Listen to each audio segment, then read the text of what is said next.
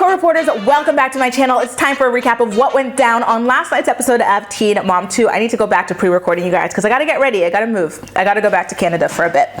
So I don't have too much time to be doing live streams. So let's jump into it, okay? So the first scene, Leah is going to have an official date with Jalen, her now boyfriend, and she claims, you know, when her sister asked her about like getting to know him, she's like, you know, it's gonna take me 6 months to get to know him, like, you know, before I know if I want to date him.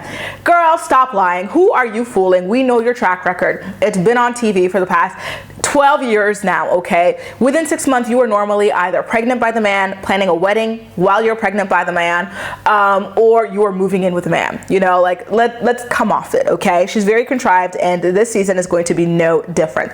Then moving right along in Dover, Javi and Kail are flirting at Lincoln's football game, and her producer decides to get us a tea, and Kail assures him that it is simply a football dynamic that she has with Javi. It does not carry on outside of it, unless maybe they're role-playing football in the bedroom, but I digress. So then we've got Jade. She still has unemployed ass, high ass Sean sitting in her home, not paying no damn bills and just treating her daughter like crap. The daughter is just like, you know, playfully playing with their puppy, and he's like, stop it, stop it, stop doing, like, he's so mean to this poor child. She really cannot do anything.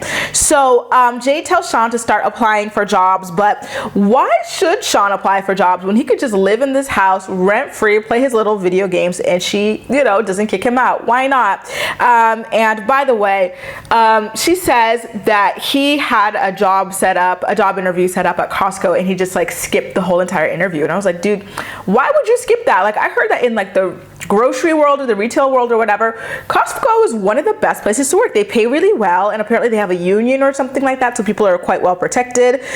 So that was quite disappointing to hear for sure. So this is where things get a little bit weird in their storyline. They show the time on the show. It's 12 o'clock. He hops in the car to take Chloe to the park, and then later it's 12:45, and Jade is pissed off because he has not come back yet. He was supposed to come back like 15-20 minutes ago, and I'm like, okay, so why did he even take the car at 12 o'clock? Like, you can't go to the park with a kid in only 20 minutes. Like, they want to play for a long time. They meet other kids there. Like, that's not worth it. You should be at the park, you know, you should want it. Normally a kid will want to be at the park for at least like a solid hour or 30-40 minutes or something like that. So I thought it was weird that he even got to go to the park with Jade's car in the first place at 12 o'clock. They should have gone at least at 11 or 11:30 if she needed the car by 12:20, 12:30-ish. 12:20-ish. So, you know, she's over there. She's really pissed off at him because she's late. She's got a client that's been waiting for her at her salon for at least 10 minutes at that point. And again, the timing was also weird. He never should have been allowed. Jade, you're the sober one. It's your car. It's your job. It's your client. You never should have allowed him to leave with the car at 12 o'clock knowing that you had all that stuff to do and you needed to be at your salon by at least 12:30. To me, that was her bad, especially with her knowing about his history of being very irresponsible with the daughter and with the time as well, you know?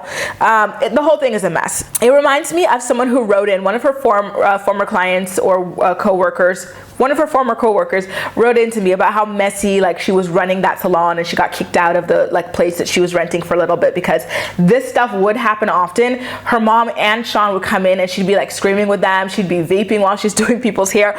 Allegedly. So this just reminded me of just, you know, the irresponsibility there.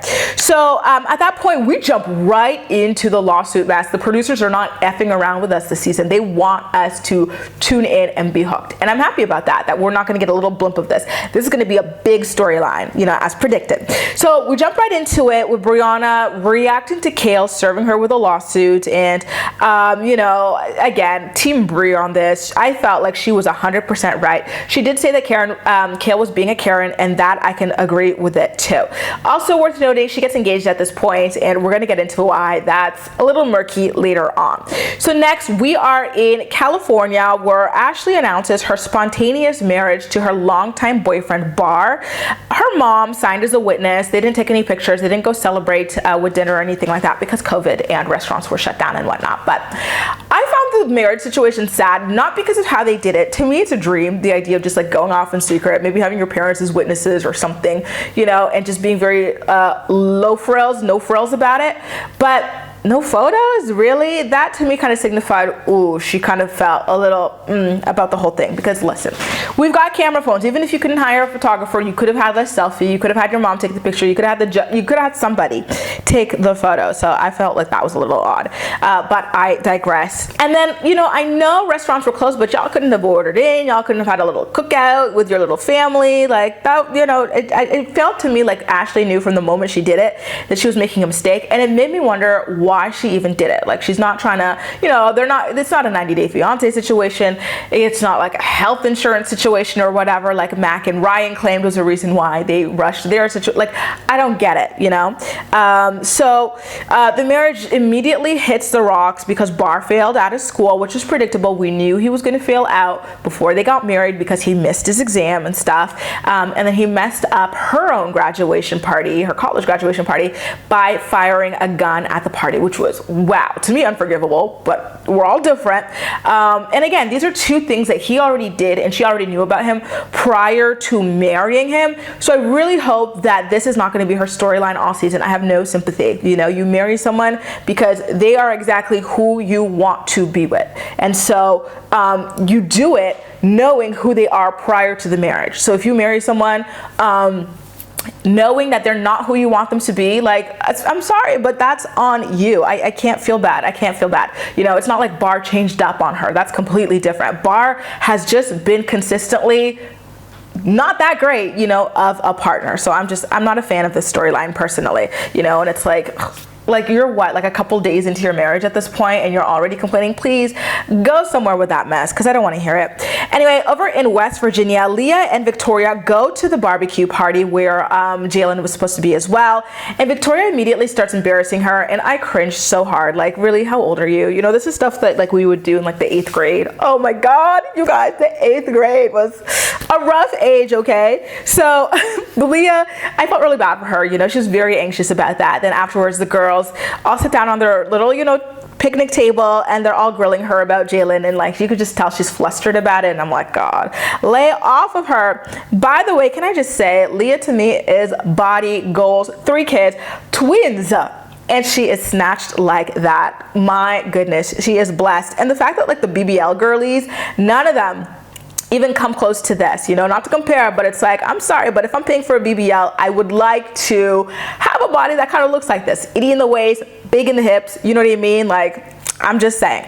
Anyway, Victoria and another girl, a friend of theirs, talked to Jalen privately at this point on things that he values in relationships. And I had to laugh. He was like, you know, loyalty, you know, trust, stuff like that. I'm like, okay, are you sure you want to date Leah, the serial cheater then? Because loyalty and Leah don't normally go in the same sentence unless you're talking about disloyalty. So don't drag me, you guys, but I can totally see why Chris cut Lux's hair. I'm sorry, I don't understand why Kail insists on keeping it long. Okay, so at this point, she talks to her producer about her addiction to chaos, and her producer grills her on her flirtation situation with Javi. To me, it just always looks like just very messy, you know, and I'm sorry, but if I had a kid with somebody and they wanted to keep the hair long and they just were not keeping up with it and it just looked like just messy to me, I would cut it. I would cut it too. I'd be like, I'm sorry, but I'm not doing this. Anyway, you guys are gonna hate me. I'm sorry. So at this point, she has a conversation with her producer about her addiction to chaos. She still thinks it's cute. And her producer grills her about her flirtatious relationship with Javi. And she says that she knows, you know, she acknowledges that Javi is flirting with her, but she would not date a man with kids, even if they were her own kids. And it explains why, you know, she has a kid with someone, then she has to have a kid with someone else who's child-free, then someone else, then someone else, and someone else until, you know, I don't know, the cows come home at this point. We're not surprised, girl. So then she says that she's not interested in ever talking about Chris on camera. And she and Jo aren't doing well either. Apparently, Jo insults her when she tries to speak to him kindly, which I'm sorry, I would like to see some receipts on, because we've seen Kail speak to people over the years, and she's not normally leading with kindness. So I would like like to see both sides. But at the same time, Jo as well, you know, in the early days of Teen Mom 2, he was a mess too. He would be the one antagonizing her very often. So that's why I would like to know, you know, exactly down to the wire what's going on there. So she talks about the Brianna lawsuit being the biggest one that she's gotten herself wrapped up in. And she says that she's tired of lies being spread about her. But Kail, Petty Betty, you and I both know Brianna said the damn truth. You got arrested for allegedly offensively touching Chris Lopez. You were charged with it. He wrote a police report about the situation, and he is going to be serving as Brianna's witness, and he's going to admit that he did tell her all that stuff. So why are you trying to gaslight us? The truth is already out there on the internet. Now, I have to say, Jade, wow, she glowed the F up with that chin liposuction thing that she did, because, you know, I never thought that she needed it. Like, looking at her, like, she just looked regular to me. So I never, like, looked at her in particular and when it was like, oh, like, she would benefit from, like, a chin liposuction or whatever. But then she went ahead and did it, and man, did that ever level up her looks. Every time I see her on the screen now, I am mesmerized by her, and she's so lucky too. She has those big, like, baby doll eyes. Oh my God, how does it feel to live my dream? Ah! Oh my God. So she's talking to her friend Chow about, you know, Sean making her late for work and still being a deadbeat in general, and how she no longer wants to date with him. And Chow's not surprised. She's like, listen, I have not seen that spark in a minute. And then she tells us about confronting Sean and him deciding to go off to rehab for 3 months in Texas. Now, back down south in Florida, even though Brianna just got engaged, she is just not interested in wedding planning or actually being engaged anymore. And girls, that's what happens when you rush your relationship the way that these teen mom girls do. They rush into things, they get pregnant or they get married, and then they break up and they've got this infant child that they're already, you know, split up from the baby daddy from, you know, and or they're divorcing quickly or whatever, cheating left, right, and center. Like, you have to look before you leap. It's a very serious thing, deciding who you're going to marry, who you're going to have kids with, you know. You know, I do have to say though, at least Brianna did not have a kid by him, and she did not like go and elope or something like that, so she can back out of that engagement. She talks about how, like, a big point of contention in their relationship is the fact that she is a reality star and her hobby is not really all that interested in the cameras and stuff, and that bugs her, because she's like, I don't want to hold back my career and stuff because I'm with someone who can't really handle that. And it's like, okay, well, you knew that from the beginning. We knew that when you first introduced him. So, you know what I mean? Like, anyway, I'm not surprised. I felt like their chemistry was very much forced. I did not see any. And then she acted so weird at their reunion last season when she introduced him. She was like, I remember my recap. I was like, she's just putting on the whole, like, I'm blushing. He makes me blush like no one ever. Like, she was really laying it on thick. And I was like, girl, you were trying to convince yourself. Stop. You were trying to convince yourself. That is not natural, you know? So yeah. She then decides to meet up with Javi the next day to discuss the Kail lawsuit and kind of start telling him that she wants to kind of stall the engagement. She's like slowly letting him down here. This is the first sign that she's about to dump you, dude. So pay attention. It sucks for him because he already didn't want to be on TV, and now to be like publicly humiliated on TV like this doesn't sit right with me. I felt like this was something she could have done with him off camera. So, you know, I do have to say though that I really get what she was saying about choosing Javi based on safe qualities. She's like, listen, at this point, it's smart for her because she's got I don't want to say two deadbeat, one deadbeat baby daddy and another one who doesn't really have much money. So both of them, you know, both of the baby daddies are not really providing for her daughters the way that she would like for them to. Remember, Devon admitted on Family Reunion that nobody doesn't even have a bed at his house. So she was smart to now go, okay, I'm not making that mistake again. You know, this time I'm looking for a man who is financially secure, ready to provide for me and our children, our family, because Javi already has his own kids and stuff. And I get it, but she probably overcorrected in that respect, where instead of putting no emphasis on this or low emphasis on this, she put all or most emphasis on this and forgot about the rest of the stuff, the magic, the passion, the shared goals, the shared lifestyles and stuff like that. And that is what she is slowly realizing here. So I I get it, Brie. I get it, girl. Just break off your engagement and live your best life at this point, because this is not going to work out for you. And better now than, you know, going through a divorce, an expensive process, right? We are back in West Virginia at this point, and I can see why Leah is into Jalen, because Leah has a lot of nervous energy, and you can see it in her body language when she's talking to him. She's just like very skittish. She's playing with her hair, like her face just screams, I am flustered. And Jalen just stands there like a pillar of strength, you know, just BDE, you know, like he just seems so calming, a good calming, secure energy force for her. And I feel like that works well together. Did I say he's really good on paper as well? And he's handsome and stuff. So I could see why she would be interested in him.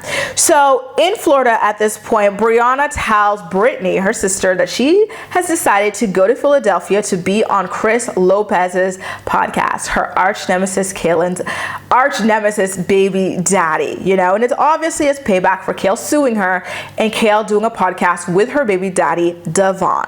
So Brittany calls her out. She's like, listen, Brianna, you are going to look like you are obsessed with Kail and her damn baby daddies. What are you doing? Like, this is not the move. And of course, Brianna plays dumb about it. She's like, what are you talking about, Brittany? I'm just shooting the podcast. Like, no.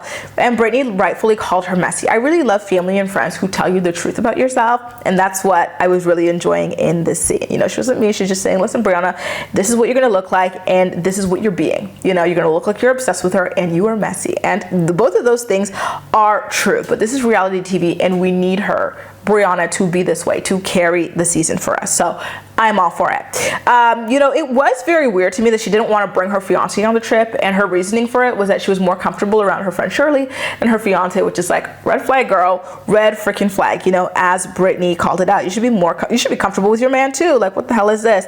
And again, what kind of like engaged woman goes on a random trip to hang out with this guy who she called attractive and sexy and like she was lusting over online, even if it was just to troll Kail? It was very disrespectful to her fiance. And by the way, where the hell is this podcast episode? I don't remember it ever coming out. Like, did they just trash the whole thing? Did they have time to tape it?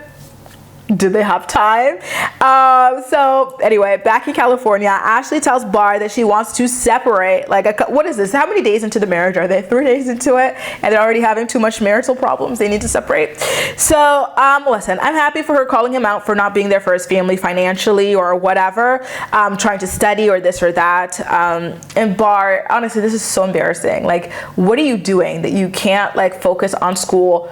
A GED, wasn't it a GED? You can't do that and finish it for your daughter at the very least, you know? Like, does he not have a job either? Like, what are you doing as a man? This is not good. This is not acceptable at all.